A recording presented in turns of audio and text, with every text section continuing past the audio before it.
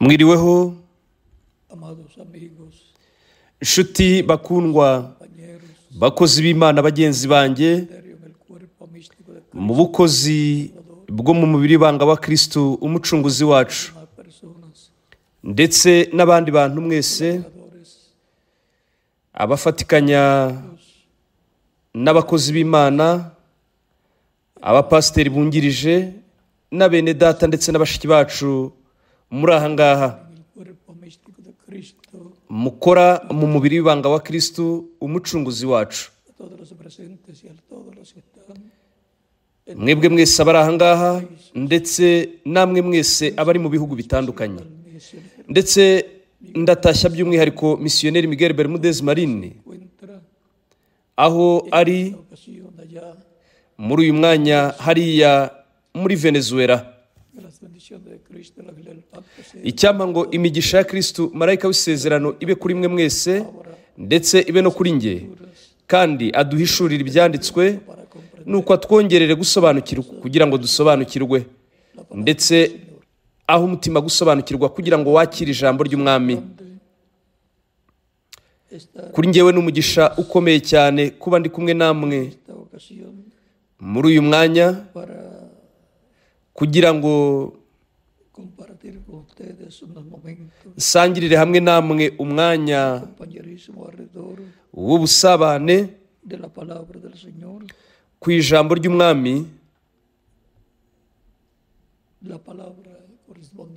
ijambo rijyanye n'iki gihe cy'iherezo gisoza. Amos ibice 8 umurongo wa 11 ugakomeza, haravuga ngo dore iminsi izaza ni ku Uwiteka Imana ivuga, nzateza inzara mu gihugu, ntizaba ari inzara y'ibyo kurya cyangwa inyota yo gushaka amazi, ahubwo izaba ari iyo kumva amagambo y'Uwiteka, ahubwo izaba ari iyo kumva amagambo y'Uwiteka. Kandi bazajarajara bava ku nyanja imwe bajya ku yindi, bazava ikasikazi bajya iburasirazuba, bazakubita hirya no hino bashaka ijambo ry'Uwiteka be kuribona.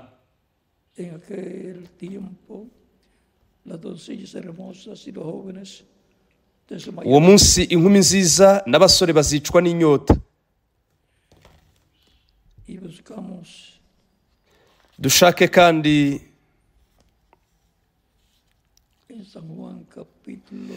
muri Yohana ibice 6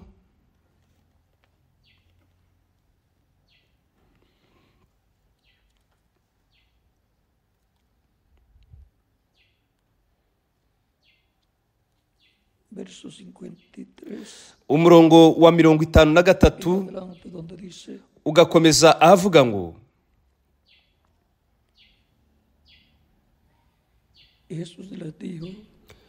Yesu arababwira ati, nukuri ndababwira yuko nimutarya umubiri w'umwana w'umuntu ntimunywe n'amaraso ye, nta bugingo muba mufite muri mwe. Urya umubiri wanjye akanywa amaraso yanjye aba afite ubugingo buhoraho, nanjye nzamuzura ku munsi w'imperuka. Kuko umubiri wanjye ari byo kurya by'ukuri n'amaraso yanjye ari byo kunywa by'ukuri. Urya umubiri wanjye akanywa amaraso yanjye aguma muri jye, nanjye nkaguma muri we. Nk'uko data uhoraho yantumye, nanjye nkaba ndiho ku bwa data, niko undya nawe azabaho ku bwanjye. Uyu ni wo mutsima wavuye mu ijuru, si nguwo basekuruza banyu bariye bagapfa, ahubwo urya uyu mutsima azabaho iteka ryose. Imana iha umugisha ubugingo bwacu ikoresheje ijambo ryayo, kandi twemerere kurisobanukirwa. si no coméis la carne del Hijo nimutarya umubiri w'umwana w'umuntu y su sangre, no ntimunywe n'amaraso ye hay vida en vosotros. nta bugingo muba mufite muri mwe. Pueden tomar asiento si tienen la bondad. Mushobora kwicara nyamuneka.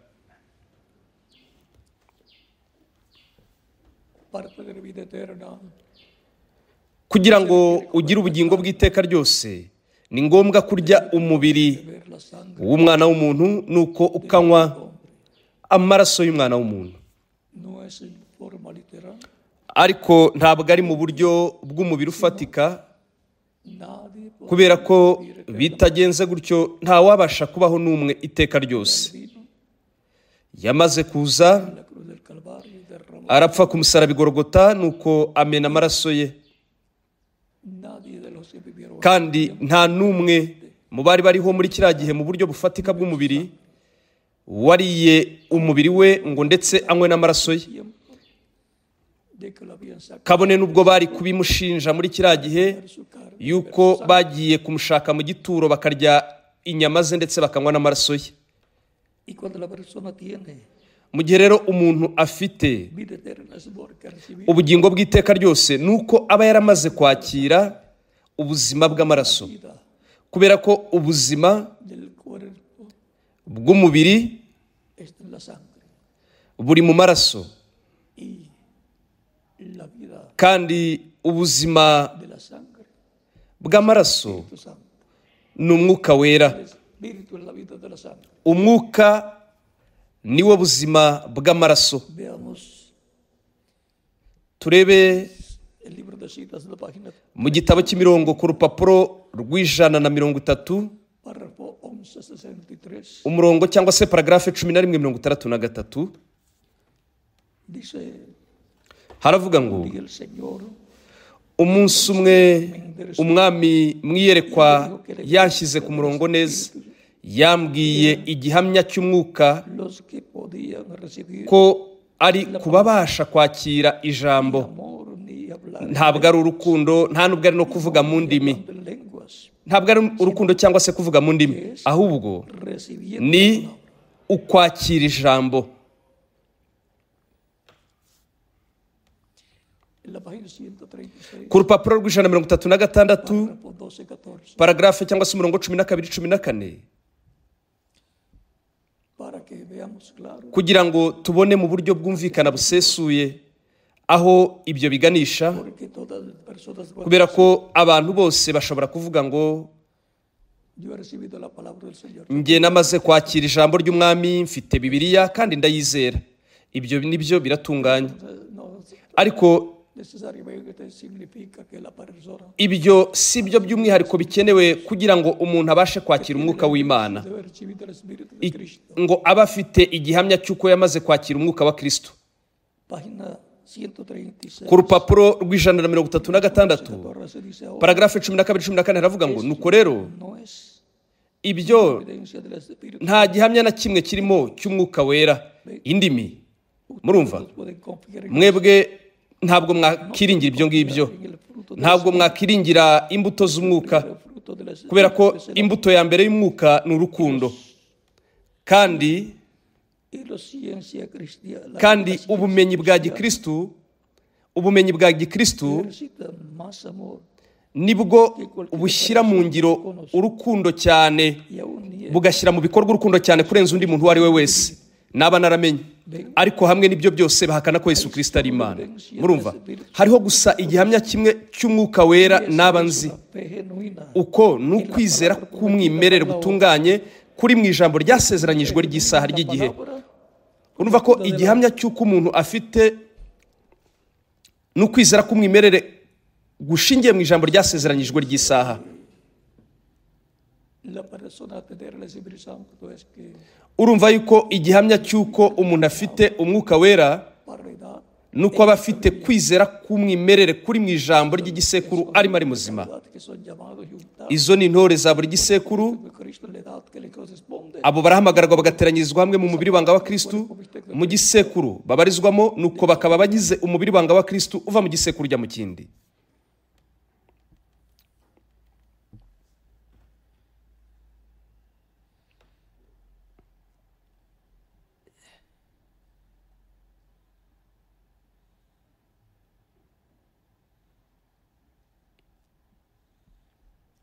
En la página 142, ku rupapuro rw'142 paragarafe 12:73 Santo es la aravuga ati umwuka wera ni ijambo ry'Imana muri mwebwe. que se significa al aceptar esa palabra. Fuera de eso, Ibyo rero puede ser biba Espíritu Santo. bigaragaza ko wemeye ijambo. Hanze y'ibyo ntabwo ibyo byaba ari iby'umwuka wera, ntabwo yaba ari umwuka wera.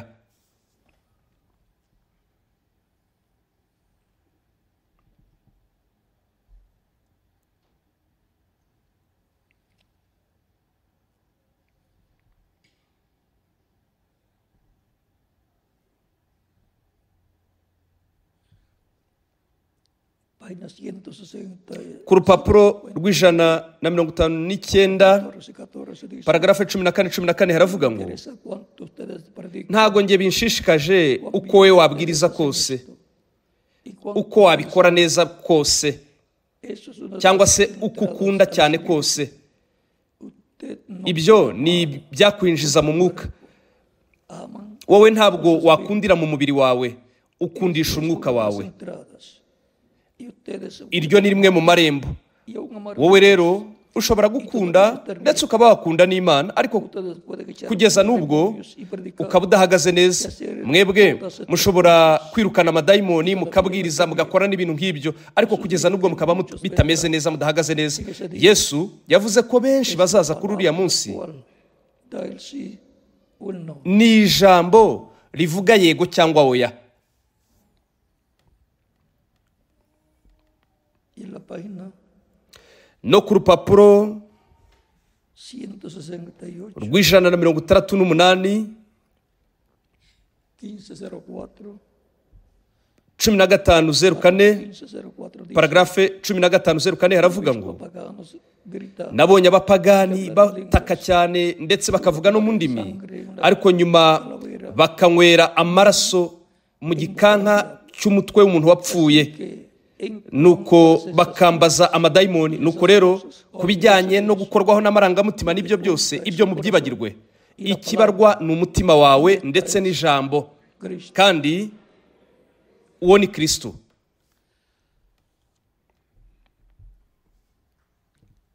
la vida de la sangre Ubuzima bw'amaraso ni umwuka wera, la evidencia de que la persona kandi igihamya cy'uko umuntu afite umwuka wera ni uko yakira ijambo viviendo ry'igisekuru arimo ari muzima, kubera ko palabra es Cristo ijambo ni Kristo, ari mu ishusho y'ijambo, como Cristo nk'uko Kristo forma de carne mu ishusho y'umubiri Jesús yitwa Yesu mu kuza kwe kwa mbere.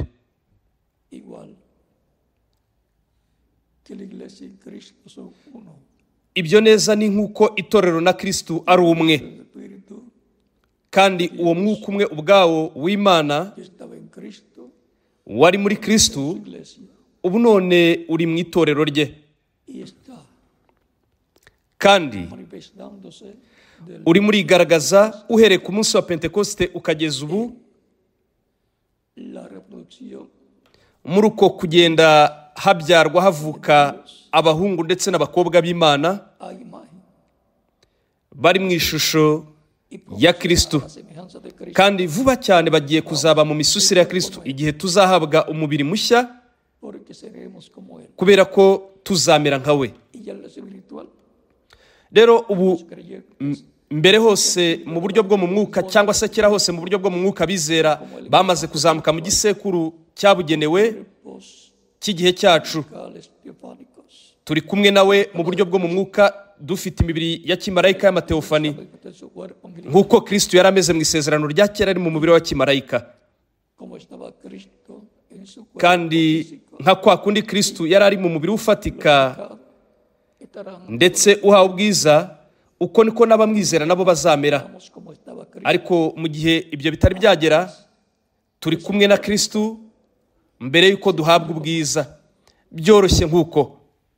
Es para los creyentes en Cristo Ni ku bizera Kristo han recibido la palabra de su bamaze kwakira ijambo ry'igisekuru cyabo cual ha venido muri buri gihe, conforme el orden correspondiente respondían abo rero nibo baje banyuriye muri gahunda yabugenewe, que está prometida baziwe n'ijambo ry'umwami ari ryo ryasezeranije umuzuko ku baba barapfuye ndetse no guhindurwa ko bari hari bazima. veamos en la página Reka turebe ku rupapuro 168 rw'ijana na 68 ndetse n'ijana na 69 mu gitabo cy'ibisekuru. donde nos dice Aha tubwira en el penúltimo párrafo mu gace kabanziriza paragrafe ya nyuma, dice el que tiene oído oiga haravuga ngo ufite ugutwi niyumve icyo umwuka abwira amatorero. como el espíritu habla a su iglesia. None se ni gute umwuka avugisha itorero rye?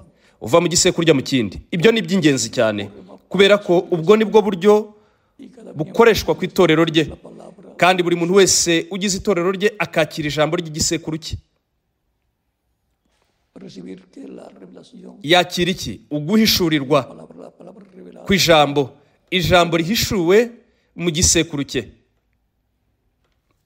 el que tiene oído Ufite ugutwi niyumve ibyo umwuka abwira amatorero. que Jesús por el espíritu Mutahure ko hano Yesu binyuriye mu mwuka porque cyangwa se aciye mu mwuka. Kubera iki? Kubera ko we ari hagati mu itorero rye, ari mu mwuka wera. yo estaré con vosotros Mwibuke ko yavuze ngo nzabana namwe iminsi yose kugeza ku mperuka y'isi. capítulo 28 Matayo ibice 28 umurongo wa 20, no muri Matayo ibice 18 donde esté umurongo wa 20 haravuga ngo aho ababiri cyangwa se batatu bazateranira mu izina ryanjye, aho nzaba mpari. y si él está Nimba rero ahari, hablando de las iglesias yakomeje kuvugisha itorero rye. usando diferentes Gute? Akoresha ibitwikirizo by'umubiri, imibiri itandukanye, aribo ba mesaje intumwa, buri umwe ujyanye na buri gihembwe cy'itorero rye.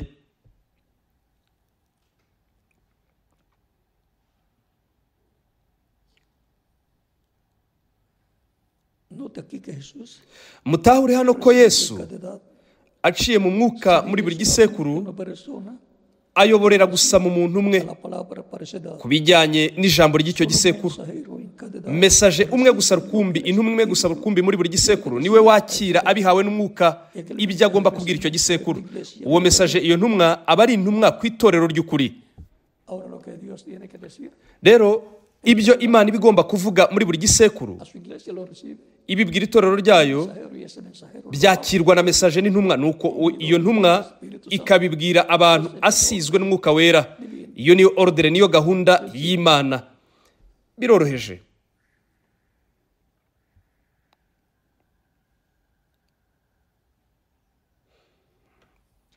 él habla por Dios We avugishijwe n'Imana biciye mu guhishurirwa tanto a la verdad kugenewe amatorero, yaba ari itorero ry'ukuri ndetse n'iry'ikinyoma. Urumva ko ubutumwa bw'Imana biciye muri uwo mesaje, muri iyo ntumwa, aba ari ubugenewe abantu bose, kandi bwakirwa n'itsinda rya buri gisekuru. Iryo rero rihinduka itsinda de la iglesia verdadera ry'itorero ry'ukuri, formado por los creyentes rigizwe n'abizera Kristu en cada edad que reciben la palabra muri buri gisekuru. Abo bakira ijambo por el Espíritu Santo ry'igisekuru cyabo rivuzwe n'umwuka wera, rivugiye muri mesaje mu ntumwa ya buri gisekuru. Ijambo ari ryo ryaguka el ministerio de los demás biciye mu bukozi, esa palabra rikaguka rigakwirakwira biciye no mu bukozi bw'abandi bakozi b'Imana bafata iryo jambo nuko bakarigeza ku bantu. Iyo niyo mpamvu ari by'ingenzi ko pura al pueblo barigeza ku bantu ritunganye, ryuzuye, kugira ngo rikore icyo Imana iba yaritumiye gukora, añadir bataryongereye ngo banarigabanye. sin el tiempo de San Pablo y San Pedro Nimba mu gihe cya Mutagatifu Pawulo na Petero, nk'iyo baza kugira ibyuma bifata amajwi n'amashusho na za kamera ya televiziyo, han tenido la palabra pura bari kuba bafite ijambo ryera ritunganye. tanto problema Mutagatifu Pawulo rero ntabwo noneho yari kugira ibibazo yagiranye n'abakozi b'Imana, bagabanyaga ndetse bakanongera ku ijambo.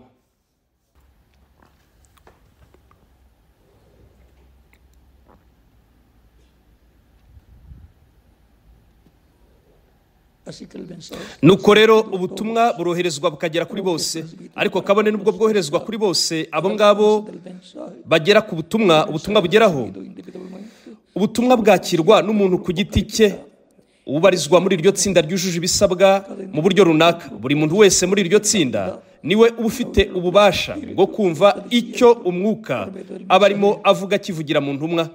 aquellos que lo Abo ngabo icyo bumva están recibiendo su ntabwo baba barimo bakira uguhishurirwa kwabo ku giti cyabo, ndetse yaba n'itsinda ntabwo riba ririmo ryakira guhishurwa kwaryo ku giti cyaryo, ahubwo buri muntu wese aba arimo yumva ndetse akanakira icyo mesaje intumwa iba yamaze kwakira igihawe n'Imana. forma de venir Ubwo nibwo buryo uguhishurirwa kw'Imana kuza kuje mu mwuka wera al pueblo kukaza ku bantu, guciye muri uko kwigaragaza k'umwuka wera del mensajero, ari muri mesaje mu ntumwa, porque no hará kubera ko nta na kimwe Uwiteka Yehova azakora atabanje mbere na mbere guhishurira ibihishwe bye abagaragu be b'abahanuzi.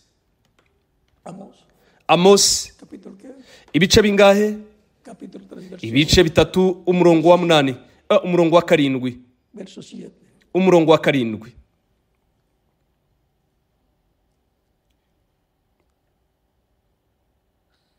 Ahora no pienso usted Rero wowe ntutekereze siendo el ko caso ibyo es muy ari extraño porque ibintu bidasanzwe, kubera ko Pawulo yashyizeho uburyo bigomba gukorwa munsi y'ukuboko kw'Imana.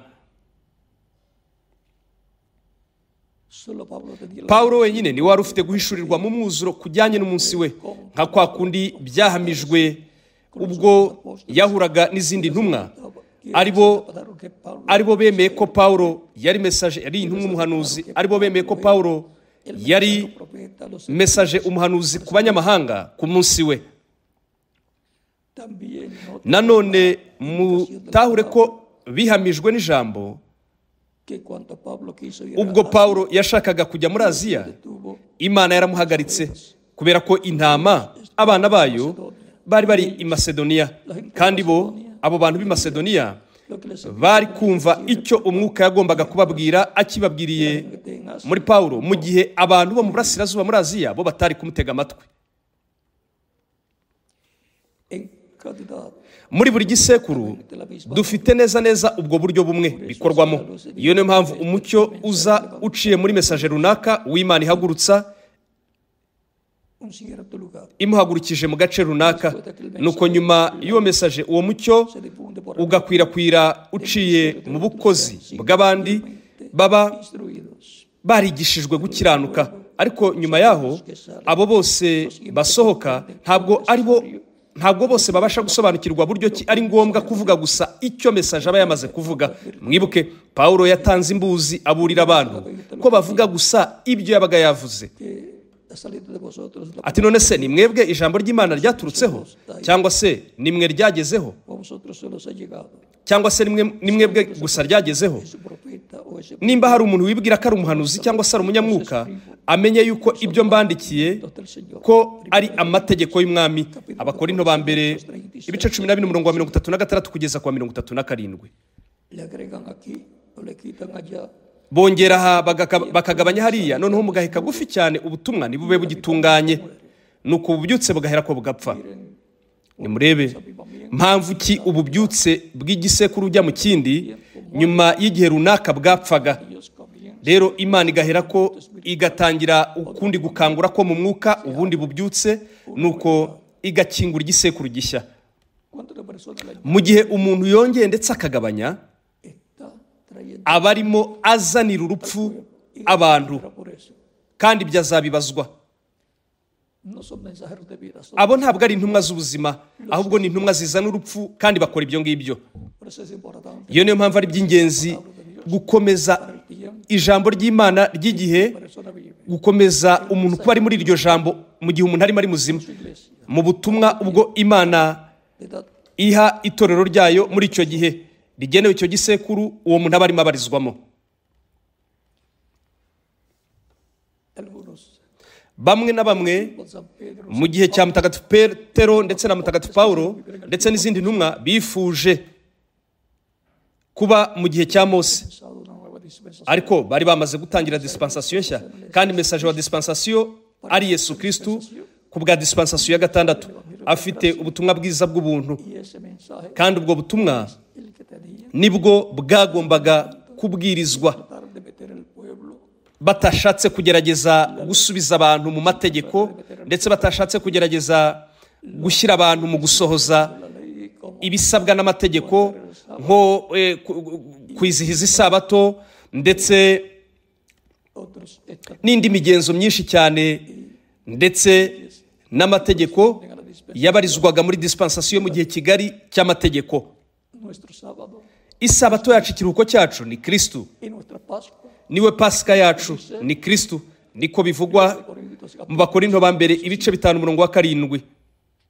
o sea que no se tiene Urumva ko que llevando a ntabwo tugomba kuba turimo dutamba ibitambo bya twa dutungo, kubera ko biriya byari igicucu n'ishusho, ndetse bishushanya Kristo n'igitambo cye, igitambo cya Kristo.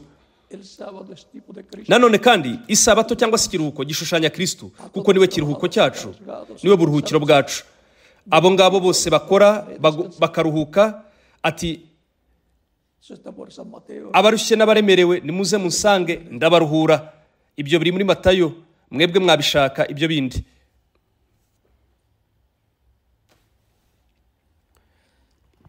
Cuánto cuidado debemos tener Mbega buryo ki dukwiye kwirinda tukumva ijwi rimwe gusa rukumbi, kubera ko umwuka gusa afite ijwi rimwe, cuál es la voz de ari ryo jwi ry'Imana. Pablo. Les Pawulo yatanze imbuzi lo que él dijo. ko bavuga icyo yavuze, Bien lo hizo Pedro. nk'uko na Petero yabikoze. Les advirtió Yatanze imbuzi Pablo.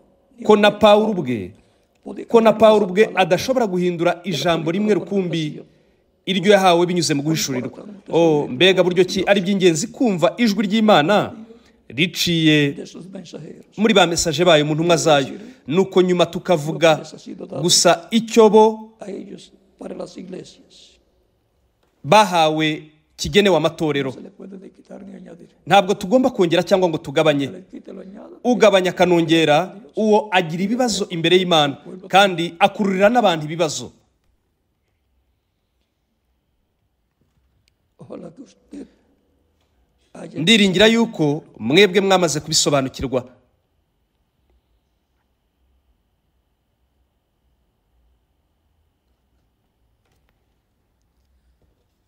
página 227. Ku rupapuro rwa 227,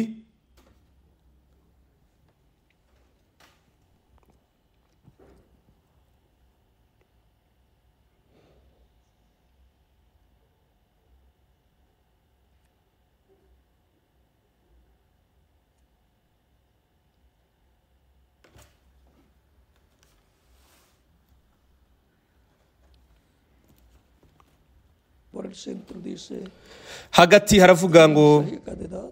ubutumwa bwa buri gisekuru, El mensaje cada edad individual. ubutumwa bwa buri gisekuru ukwacyo Objetivo para el creyente. buba bufite intego ku mwizera yo kumutera umwete wo guhinduka unesha, Pensado por el nuko bityo akazagororerwa n'umwami. del Espíritu. Muri iki gisekuru umwuka yasezeranyije manu yahishwe, ndetse n'izina ryanditswe ku kabuye kera.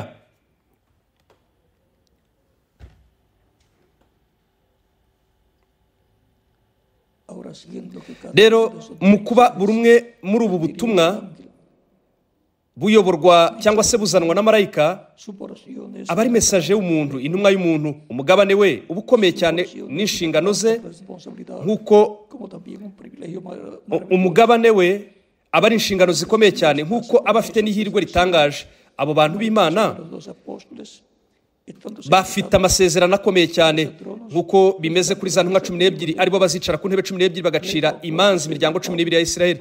Nyuma turibuka na Pawulo ari we wahawe isezerano ridasanzwe, isezerano ryo kuzamurikira Yesu abantu de su día. umugeni w'umunsi we. Pues Kuko se lo concede mbafuhira ifuhe ryo mu buryo bw'Imana, desposado a un marido kuko nabakwereye umugabo umwe ari we Kristo, ngo mubashyingire mumeze nk'umwari utunganye. Abakorinto ba 2:11.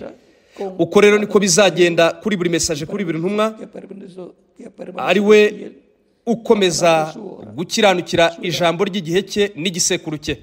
como fue con los apóstoles, nk'uko byagenze ku ntumwa kuri ba apotre niko bizagenda no kuri ba mesaje ku ntumwa, será como con San Pablo. bizamera nk'uko byagenze kuri Pawulo. El mensajero le toca Buri mesaje wese bizamusaba kugaragaza itsinda ry'akarimurikira Kristo. cuando el reverendo William Iyo niyo mpamvu Reverend William Branham igihe ari muri paradizo, y se reunieron con él nuko ahura de su edad, n'abizera b'igisekuru cye, pero baramubwira ngo aquí ni comemos ni hano ntabwo turya ndetse ntitunanywa ni dormimos, pero ndetse ntitunaryama, atari ku gihe tuzagaruka ku isi rero tuzarya.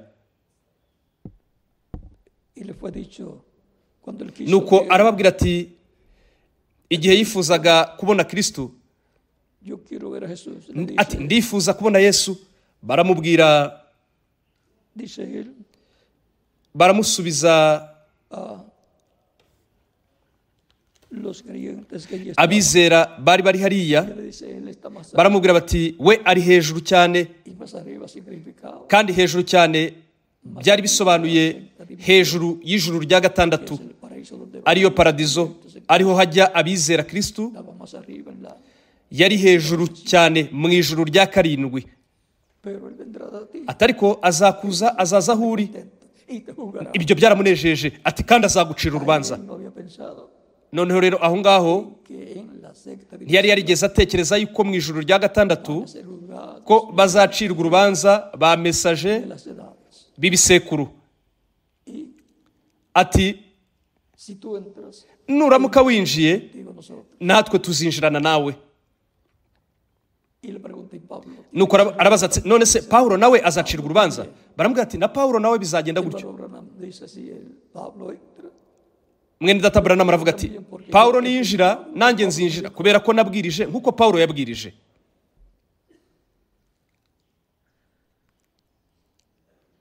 así que hay un orden Nuko rero hariho gahunda y'Imana aún ndetse acción no ku bijyanye n'umuzuko, y para la transformación también. ndetse no ku bijyanye no guhindurwa nabyo. En la página 2, Ku rupapuro rwa 265 6, 5 nos dice, aratubwira y le daré la estrella de la mañana, ati nzamuha inyenyeri yaka yo mu ruturuturu. y le daré Ni njye gishyitsi n'umwuzukuruza wa Dawidi n'inyenyeri yaka yo mu ruturuturu.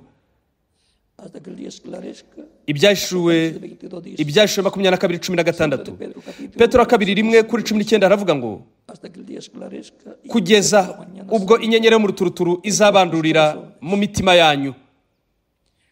recuerden Mwibuke Apocalipsis capítulo 12 versículo, ibyahishuwe ibice 2:28 haravuga ngo y le daré la estrella de la mañana. nzamuha inyenyeri yo mu ruturuturu uwo nunesha. Cristo es la estrella de Kristo ni inyenyeri yo mu ruturuturu ya mu gitondo kare, la Espíritu Santo. kandi Kristo ari mu mwuka wera ari imbere mu bantu be, niwe nyenyeri yaka yo mu ruturuturu, inkingi y'umuriro.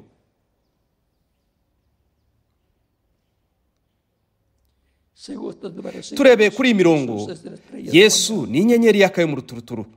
Era ese Espíritu está así- Umwuka ese Espíritu está haciendo una promesa. umwuka arimo aratanga isezerano ku ntore zo mu bisekuru by'umwijima Relación a sí mismo y ku bijyanye nawe ubwe, nuko nyuma no ku bisekuru bigomba kuzaza. como ya hemos mencionado, Nk'uko twamaze kubitangaza, Yesu yigaragaza muri mesaje mu ntumwa ya buri gisekuru.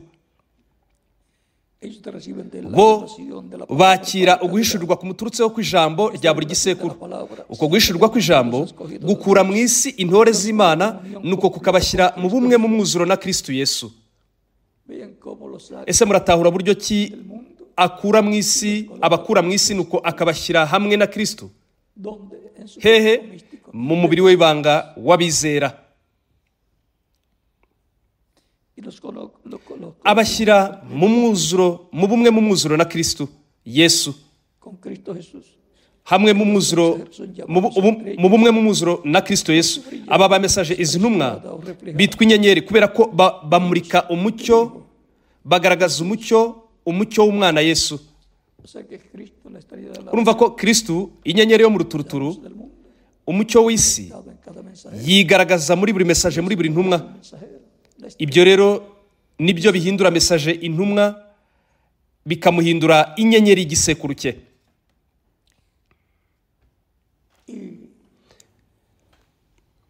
en la etapa de kandi mu gihembwe cyo kugarurwa no gutunganywa kw'itorero hagiye kuzongerwa umucyo mu itorero, kubera ko hazongerwa ukwigaragaza kwa Kristo aciye muri aba bamesaje ba nyuma, izi ntumwa za nyuma, porque la luz para cada kubera ko umucyo wa buri gisekuru ni ijambo ryasezeranijwe carne, ryambara umubiri mensajero de muri mesaje mu ntumwa y'igisekuru, nuko akamurikira muri uwo mesaje, muri iyo ntumwa Kristo ari mu mwuka wera akamurikira abantu, nuko akabavugisha ijambo a cada edad. rigenewe buri gisekuru.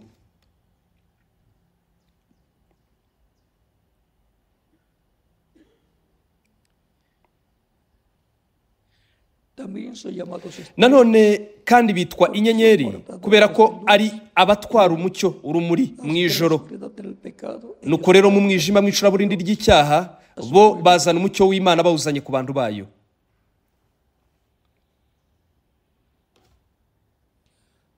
ahora vemos cómo Rero turabona buryo ki la luz de Dios haza umucyo w'Imana uje ku bantu bayo, en medio de quien de su uciye muri nde? Uri mu itorero ryayo. iglesia va creciendo de la Nuko rero itorero niko rigenda rikura, riva mu gisekuru kimwe rijya mu kindi. Mwibuke ko itorero puesta por los rigizwe n'abahungu ndetse n'abakobwa b'Imana, aribo bamaze kwakira Kristo ndetse bakaba baramaze de Cristo, kwakira ubuzima bwa Kristo, umwuka wera. de edad en edad va Kandi uva mu gisekuru ujya mu kindi, bakomeje kugenda baba bagize buri gihembwe cy'itorero umubiri w'ibanga wa Kristo. y va creciendo Nuko en edad. Ese ukagenda ukura uva mu gisekuru ujya mu kindi, uwo mubiri w'ibanga wa Kristo ari rwo rusengero rwo mu mwuka rwa Kristo, donde aho muri rwo Cristo, Kristo arurimo mu mwuka wera, hablando de edad en edad, agenda avuga ava mu gisekuru kimwe ajya mu kindi, avugira mu ntumwa a cada edad. ya buri gisekuru. Y las diferentes edades del Rero ibisekuru bitandukanye by'itorero bibarizwa ahera, estado, hablando ariho Kristo del Espíritu Santo, yakomeje kuvugira ari mu mwuka wera, ari imbere muri mesaje mu ntumwa ya buri gisekuru. las 7 Aho niho hari inyenyeri ndwi manos de Cristo, ziri mu kuboko kwa Kristo, umwana w'umuntu. Abo los 7 mensajeros y ni ba mesaje barindwi, de Dios. kandi iyo niyo myuka irindwi y'Imana izenguruka isi yose. Y después de eso, Nyuma yaho ¿a dónde se pasa?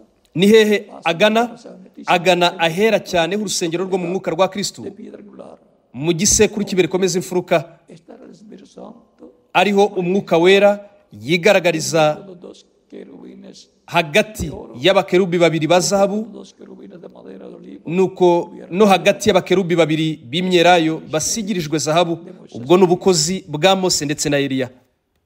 y la venida del Señor el día posterior. Kandi kuza k'umwami ku munsi wa nyuma kuzaba ku itorero rye mu kihe gihembwe? Ntabwo ari mu cya mbere, si n'icya kabiri, si n'icya gatatu, si n'icya kane, si n'icya gatanu, si n'icya gatandatu, si n'icya karindwi, ahubwo La edad de piedra angular, ni mu gisekuru cy'ibikomeza imfuruka. así como la venida del Señor. Nk'uko kuza k'umwami aje mu rusengero rwe rwo mu mwuka, cyangwa se urusengero rwe rufatika rwubatswe na Mose, En el lugar santo, yaje kugira ngo ature ahera cyane hagati y'abakerubi babiri ba zahabu. Rero no kuza k'umwami el templo que mu rusengero rwubatswe na Salomo, construirá el lugar santo, yaje kugira ngo aze ahera cyane h'urwo rusengero, ature hagati y'abakerubi babiri ba zahabu ndetse n'abakerubi babiri b'imyelayo basigirijwe zahabu. lugar de morada. Aho niho hantu Imana itura, Ese es el lugar que aho niho hantu hashushanya agace kabarizwamo presence, ukugaragara kw'Imana, Imana yicaye ku ntebe yayo y'ubwami. es el lugar Aho niho hantu aparecerán los misterios de los dos hazagaragara ubukozi bw'imyelayo ibiri, con gran autoridad. aribo bazaba batumwe bafite ijwi rikomeye ry'impanda. Urumva, bafite ubutumwa bwa nyuma bw'Imana kugira ngo bahamagare ndetse bateranyirize hamwe intore z'Imana. Iyo niyo mpamvu Reverend William Branham yifuje kujya muri Isiraheli. We yari azi ko afite ubukozi bwa Eliya mu nshuro yabwo ya kane, Y pensó que nuko atekereza ko gusa Imana izagira ukwigaragaza kune k'ubukozi bwa Eliya. por eso Iyo niyo la mpamvu última manifestación mu kwigaragaza kwa nyuma k'ubukozi bwa Eliya se revelará nibwo rero azihishurira Abayahudi. Y el ministerio de Elías es un ubukozi bwa Eliya ni ubukozi bugarura bugahembura, ni ubukozi bwongera bugatunganya ibintu. que se habían apartado de Dios. Bwagaruye imiryango y'amajyaruguru aribo bari baritandukanyije n'Imana kandi bari baragiye mu kuramya ibigirwamana, nuko bubugarura ku Imana y'Aburahamu na Isaka na Yakobo. Para el día posterior, Ku munsi wa nyuma rero Dios va a llamar gente. Imana igiye guhamagara ndetse iteranyirize hamwe 144 by'Abaheburayo, 12 byo muri buri muryango. Aho rero niho hazaba hari ubukozi bwa Eliya ndetse n'ubukozi bwa Mose. Iyo niyo mpamvu Reverend William Branham Quiso ir yifuje kujya muri Isiraheli, e hizo bien kandi yagize neza kwifuza kubikora, porque si kubera ko era la persona nimba we yari uwo muntu wari ufite ubukozi bwa kane bwa Eliya, kandi Imana ikaba yari igiye kugira ukwigaragaza kune ku bukozi bwa Eliya, rero niwe wagombaga kuhajya, era una responsabilidad. zagombaga kuba ari inshingano ze. Pero cuando Ariko mu gihe yari ahegereje ari mu Misiri neza yageze i Kayiro, le dice el Señor, umwami yaramubwiye igihe yari ari ku kibuga cy'indege ati ntujye muri Isiraheli, igihe nticyari cyagera. la maldad del amorreo Ikizira cy'Abamori ntabwo cyari cyuzura, regresa. hindukira. Y entonces Nuko rero we ahera ko agana mu kindi gihugu ajya kubwiriza ubutumwa bwiza, kubera ko yari yamaze kubuzwa kujya a Israel. muri Isiraheli. Recuerda Mwibuke ko Pawulo igihe yifuzaga kujya mu burasirazuba bwa kure, mayor, mu burasirazuba bwa kure nawe yarabujijwe. Dios Imana ifite gahunda y no se kandi ntabwo ijya yitandukanya na gahunda yayo. él We sabe lo que azi ibyo arimo akora, Imana. y Dios viene Kandi Imana iyobora ba mesaje, intumwa za buri gihe, nuko ikamuhagurutsa mu gace kagenewe al ministerio ubukozi. Kandi nk'iyo ikeneye kumwohereza mu kandi gace, tiene su ibyo biba bifite igihe cyabyo nabyo. por lo tanto Nuko rero la bendición umugisha ukomeye ni ukuba uri mu gace aho Imana iba ifite ubukozi bw'iyo saha, aho uba uri muzima, en el continente, ku mugabane, en el territorio mu gace corresponde ahabarizwa ubwo bukozi.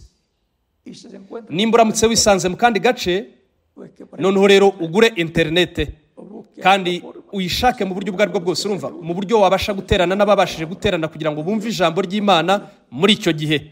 porque el Kubera ko bamwe wenda kubera impamvu z'umutungo n'imirimo n'ibindi nk'ibyo bashobora kwisanga mu kindi gihugu, hasta allá le puede llegar ariko na hariya ubutumwa bwabageraho baramutse bikonekise y también recibe ndetse bakanabwakira biciye kuri interineti, correo, biciye kuri email, los mensajes, bakakira ubutumwa mu bitabo las citas, na za kasete todo, n'ibyo byose, porque está kubera ko ubu ngubu turi mu gihe ubwo isi yahurijwe hamwe. y el mensaje final de Dios Ubutumwa bwa nyuma bw'Imana toda la tierra. buzazenguruka isi yose. Por lo tanto, Nuko rero no habrá ntabwo hazigera habaho ibibazo ku bijyanye n'ibyo. podrán estar tranquilos Mugomba gutuza mukaba mutekanye, murimo mwumva ijambo ry'Umwami donde se encuentran. aho wakisanga hose. Pero el territorio de acción será Ariko agace kazaba karimo kaberamo ibikorwa azaba ari agace kabarizwamo icyo gihembwe, el continente, uwo mugabane territorio n'agace que le corresponde. kabugenewe. Así Uko niko byagiye bigenda uva mu gisekuru ujya mu kindi, kandi uko niko bizamera no mu gihe cy'iherezo. Ariko aho ngaho birahaturuka igihe cyose ubwo butumwa bukaguka bukagera mu bindi bihugu. recuerden que Mwibuke los capítulos, ko mu Baroma 8 umurongo wa 9 havuga, y lo vamos a leer para kandi tugiye kuhasoma que veamos kugira ngo turebe.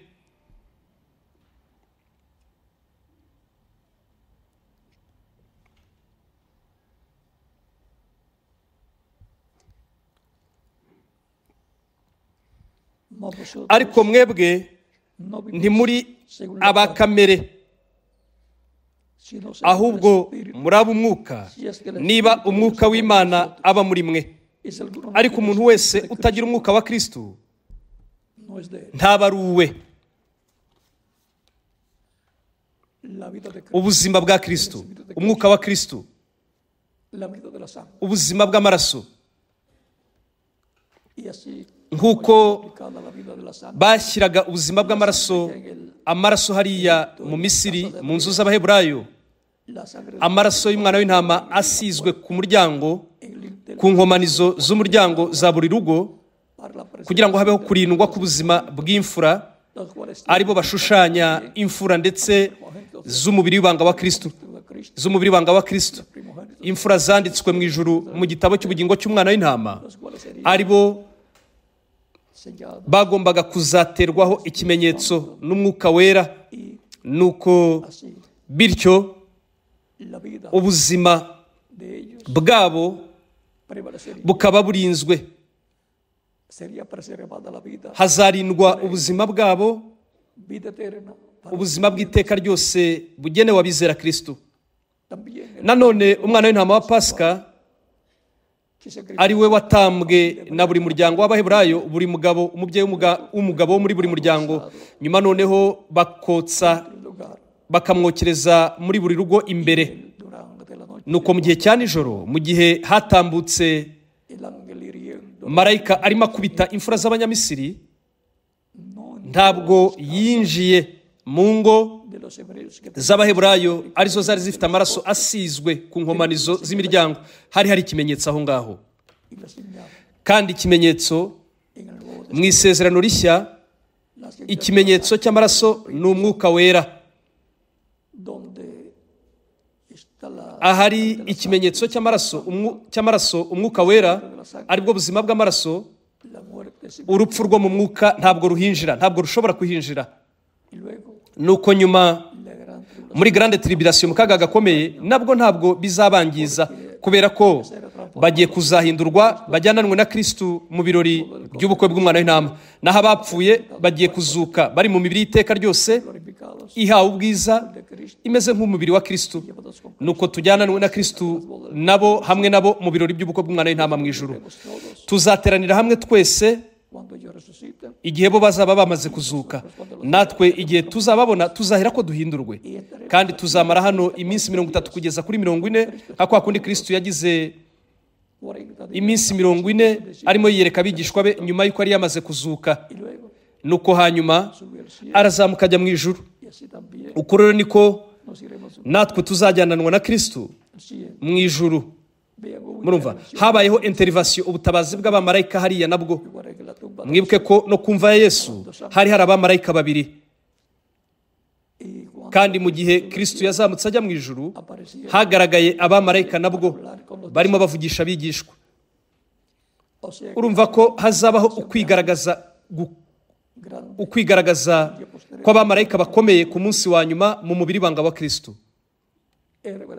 Reverend William Branham yaravuze ati, igihe tuzabona Gaburiyeli, algo grande ikintu runaka kiba kigiye kuba, así como nk'uko byagenze mu bihe byatambutse, ikintu gikomeye runaka, kubera ko uwo ni umwe mu bamarayika b'iburyo bw'Imana, poder de Dios abamarayika b'iburyo bw'imbaraga z'Imana.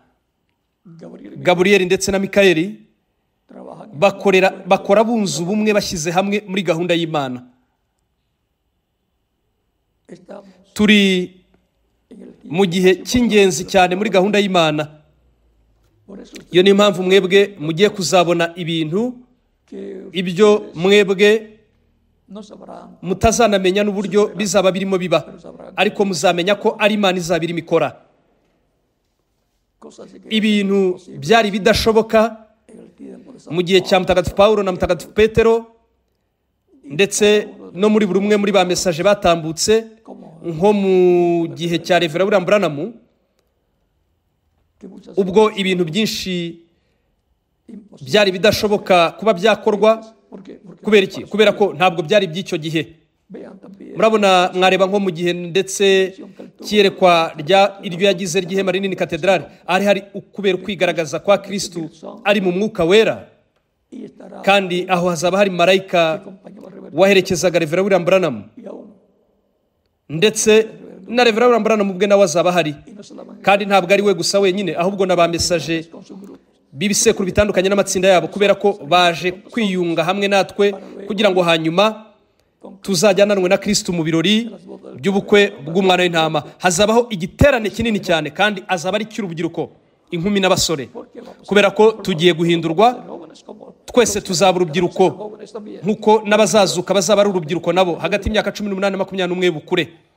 y Cristo kandi kristu de 18 a 20 nawe agaragara ari hagati y'imyaka 18 na 21 nawe que en el cuerpo ni ukubera ko mu mubiri uhawe ubwiza umuntu ntabwo asaza y en el cuerpo ndetse niko bimeze no mu mubiri wa kimarayika naho se que urumva ko umugisha ukomeye uziye abizera kristu este mundo iyi si igiye kunyeganyezwa mu buryo bukomeye cyane na kristu y kandi cuando venga igihe hazaza ugukandwa ahí aho ngaho bya bindi byagaragaye muri Reverend Branham byigaragaza mu buryo bw'igice bikozwe n'Imana que fue visto manifestado en toda su plenitud yabibonye bizaba birimo byigaragaza mu mwuzuro na kristu ariko mu gahe gato mu gahe runaka será manifestado en azigaragaza mu mwuzuro we wose cuando venga mu gihe hazaza ugukandwa nuko rero tuzi ko hazaza ugukandwa ariko icyo kizaba ari ikimenyetso del fin cy'iherezo icyo ni ikimenyetso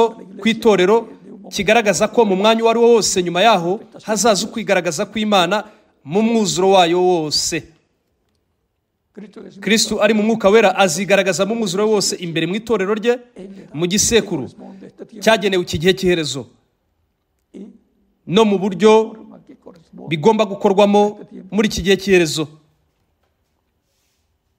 y la visión de kandi iyerekwa ry'ihema rizahinduka ukuri si fuera para el tiempo nk'iyo riza kuba ari ryo mu gihe cya mutagatifu Pawulo niwe wagombaga cumplir la visión kubikora agasoza iyerekwa ry'ihema kandi we rero yabohaga amahema nuko rero kuri we byagombaga kuba byoroshye byari kumworohera nk'iyo biza kuba ari mu gihe cy'uwa kabiri wa gatatu wa kane wa gatanu wa gatandatu mesaje wa karindwi del tiempo mesaje w'igihe fuera ubwo para el hagombaga gusohora iryo yerekwa ry'ihema noneho rero we que con su grupo n'itsinda rye nibo bagombaga gusoza iyo poroje y'Imana mwibuke ko iryo yerekwa ari poroje y'Imana nk'uko Mose yeretswe proyecto de poroje del tabernáculo yo kubakwa kw'ingando we rero byamusabye ko ayisohoza afatikanyije n'abantu b'igihe cye ndetse n'abubatsi ba kiriya gihe cye y el templo ndetse no mu gihe de Jerusalén cy'i Yerusalemu tenía que ubwo hagombaga kubakwa original ariko bikozwe n'igikoresho Imana yari ifite muri icyo gihe kandi uwo yari Salomo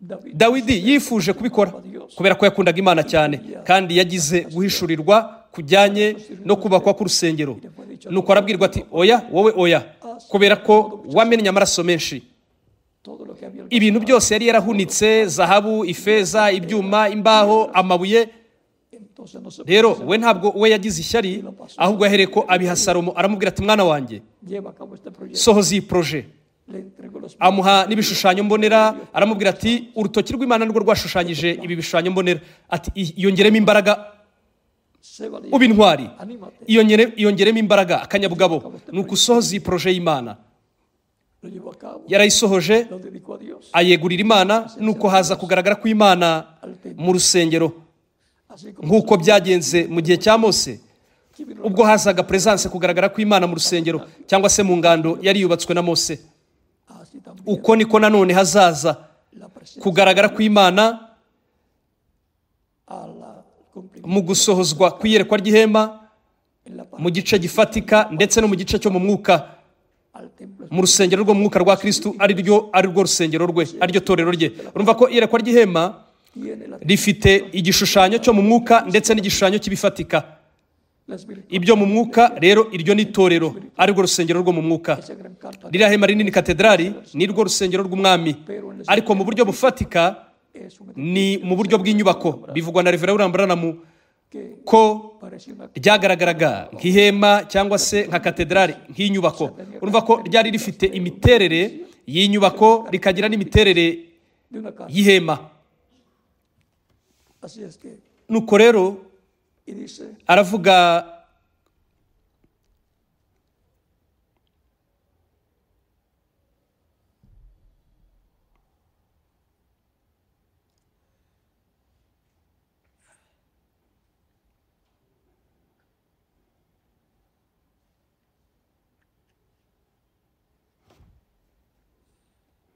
con el cumplimiento ku bijyanye no gusohozwa kw'iryo yerekwa vendrá hazaza ukwigaragaza gukomeye la tercera gukurura kwa gatatu ariko kwatangajwe na Reverend William Branham de lo que vimos en aho ibyo twabonye mu buryo bw'igice muri Reverend William Branham bizigaragaza mu mwuzuro wa byose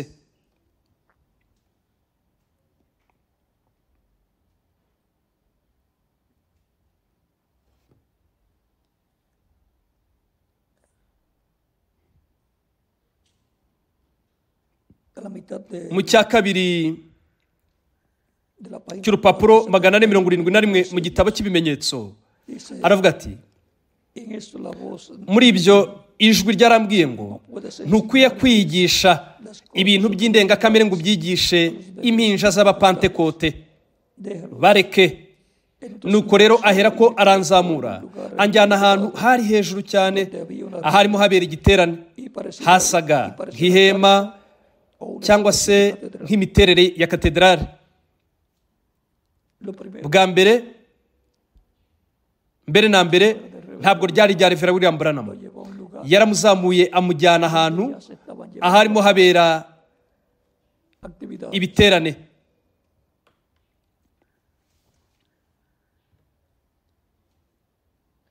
Yo miré Nditegereza y hacia un lado nuko parecía ku ruhande hagaragara nk'aho hari akantu kameze nk'agakarito ahantu hatoya cyane, porque kubera ko en un edificio mu nyubako nini cyane un cuartito akumba se ve pequeño ako kumba kagaragara ari gatoya.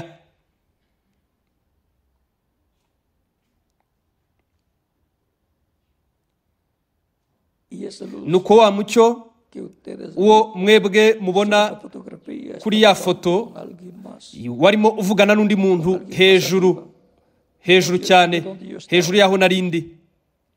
se fue volando Nuko ugenda uguruka uvuye aho narindi, nuko uragenda ujya ku ihema.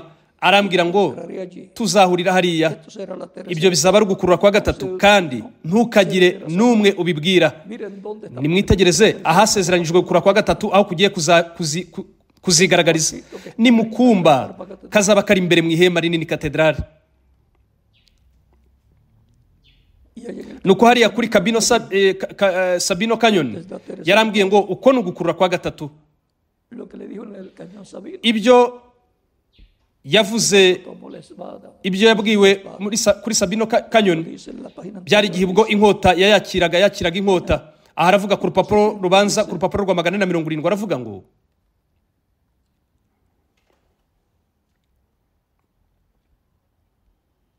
en ese momento muri uwo mwanya ijwi por todo el cañón ryaratigishije ritigisa Sabino Canyon hose, esta es la espada nuko rimenagura amabuye. Arambwira ngo iyi ni inkota y'umwami mukuru. Ibyo byabaye igihe inkota yagwaga mu kiganza cye. entonces sería otra Nuko ndongera ngaruka muri nge, entonces nuko ngaruka muri nge. o sea Urumva sí yarongeye arongera agaruka muri we. o sea Urumva ko que despertó a la realidad yakangukiye ukuri, nuko asohoka mu iyerekwa.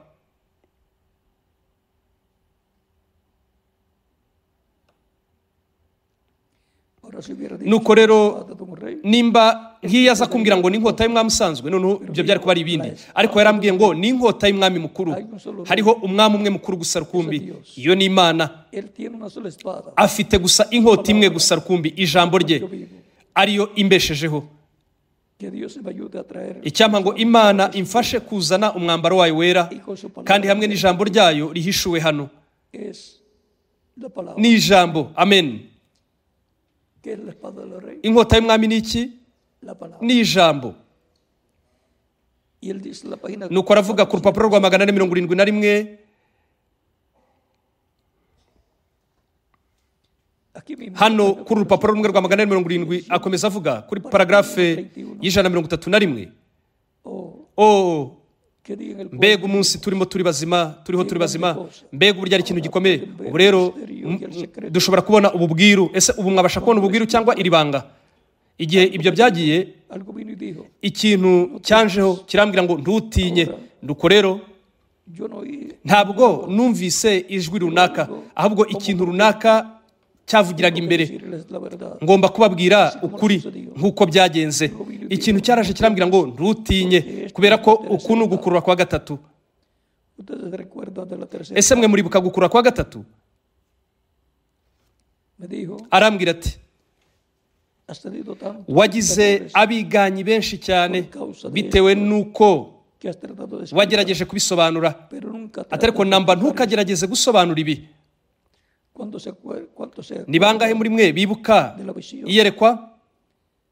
Eso ya hace ibyo como hashize nk'imyaka 7.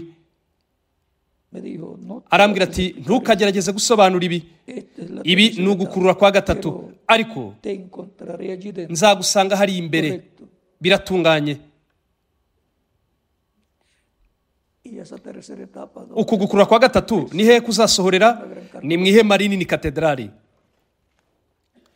si fue Nk'iyo riza kuba ari iryo mu gihe cya Mutagatifu Pawulo, mwene data Branham yagombaga kugenda akajya mu gihe cya Mutagatifu Pawulo kugira ngo abe ari hariya, como invitado, akahajya nk'umutumirwa w'icyubahiro watumiwe na Mutagatifu Pawulo.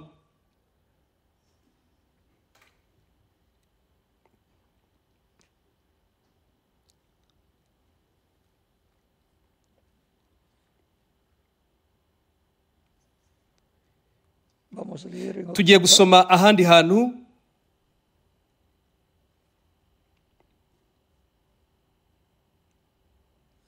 página ku 4. rupapuro rwa 479 Al final ku musozo aravuga ngo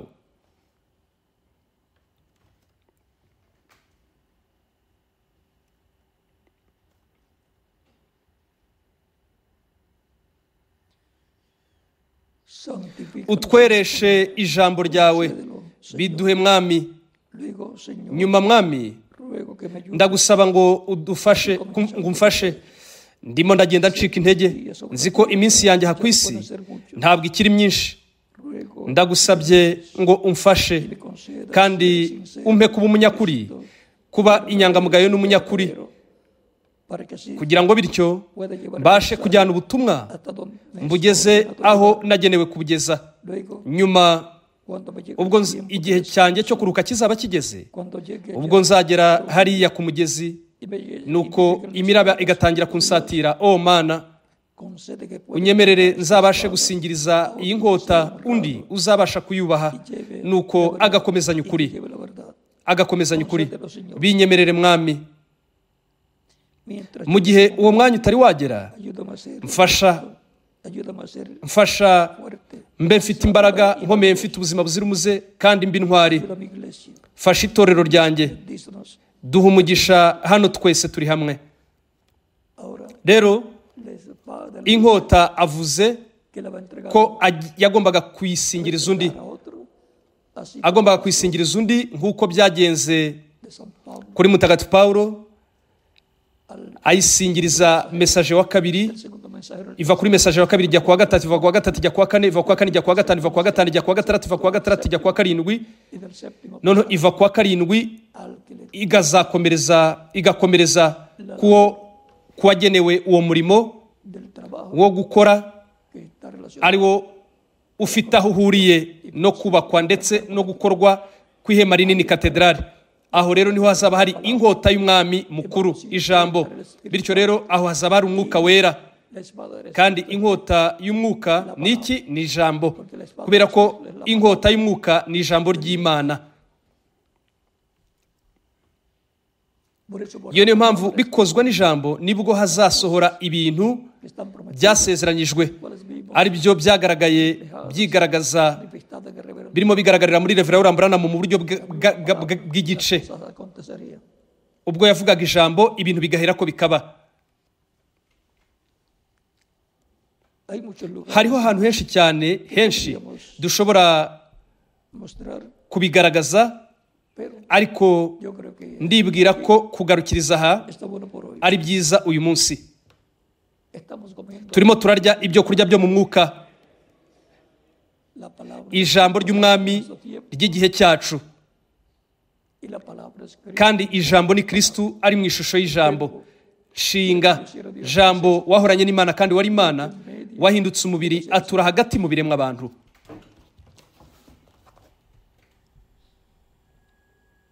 Si no coméis la carne, Nimutarya umubiri w'umwana w'umuntu, ntimunywe n'amaraso ye, nta bugingo muba mufite muri mwe. Cristo dijo él, aunque esté Kristo yaravuze ati, kabone n'ubwo waba warapfuye uzabaho.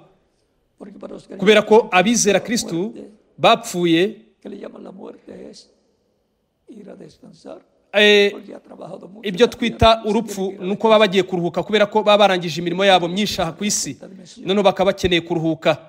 Noneho bibasaba kujya kuruhukira mu ijoro rya gatandatu, uwo mwizera mu gihe asoje iminsi ye aha ku isi.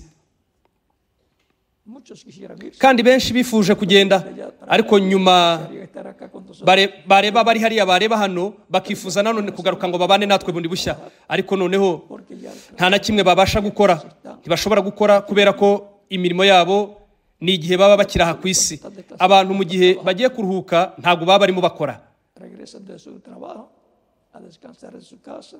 bava ku mirimo yabo bakajya kuruhuka mu ngo zabo, bagakaraba, bakarya, nuko bakaryama kugira ngo undi munsi bazongere bagaruke ku kazi. Algunas veces Rimwe na rimwe nos sentimos un poco agotados. twumva wenda ducitse intege, Queremos ir a descansar. nuko tukifuza kuba twajya kuruhuka hariya, ariko nyuma ntabwo twabasha kugaruka hano, Sino hasta la resurrección. byasaba kugeza ku gihe cy'umuzuko. Pero Ariko mu gihe umuntu asobanukiwe ibi bintu bijyanye no ku munsi wa nyuma, bien, lo que queremos es noneho icyiza cyane twifuza ni uko Imana yatwongerera imbaraga kugira ngo dukataze tugana imbere kugeza ku guhindurwa kwacu. ha sido por Kuri njyewe ryabaye ihirwe rikomeye cyane kubana namwe en esta muri uyu mwanya compartiendo turimo dusangira la palabra ijambo ry'umwami correspondiente rijyanye tiempo final, n'iki gihe cy'iherezo.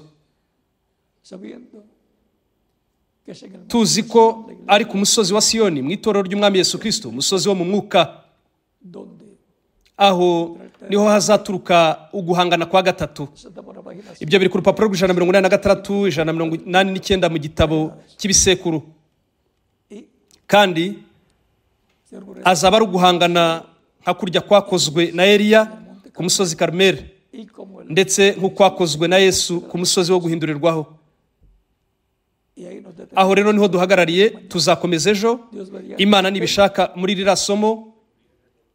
si el hombre muriere, Ati umuntu napfa ese umuntu napfa azongera abeho? sabemos la respuesta Noneho igisubizo rero twamaze kukimenya conforme a las escrituras. bishingiye ku byanditswe.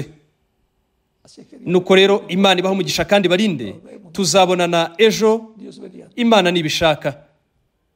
que Dios Icyampa ngo Imana a todos ibaha umugisha mwese.